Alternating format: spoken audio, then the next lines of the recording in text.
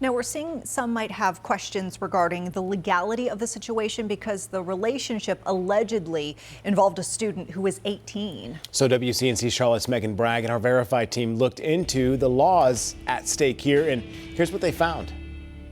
And guys, we posted this on our social media, and a lot of people on social media are asking, since the student was 18 years old, legally an adult, how can the teacher be charged with a crime? So let's get the facts here. Our sources are North Carolina law, South Carolina law, and criminal defense attorney Aaron Lee. Okay, so there are several different laws in the Carolinas about relationships between teachers and students, but there are a few differences depending on which state you are in. So let's take a look at North Carolina here. It's illegal for a teacher or any school personnel to have a sexual relationship with any student if that teacher is 4 years older than the victim. Now, according to the law, in cases like this, teachers, administrators, or coaches can be charged with a felony, and it makes no difference if it was consensual or not. However, there is an exception in North Carolina if the teacher and student are lawfully married to each other. The student is in a position of vulnerability to the teacher,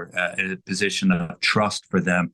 So you don't want to have a teacher who can manipulate a person's consent, just like a doctor, attorney, therapist. When you have that relationship of trust and vulnerability, it poses a bigger risk to the victim. Okay, now let's take a look at South Carolina. The law is a little bit different there. In the Palmetto State, if a teacher or school personnel engages in sexual activity with a student who is a minor under 18 years old, they can be charged with a felony. However, if the student is an adult, 18 years or older, and if the sex is consensual, then the crime is bumped down to a misdemeanor. Now, just like in North Carolina, this law does not apply if the student and teacher are married to each other. Guys?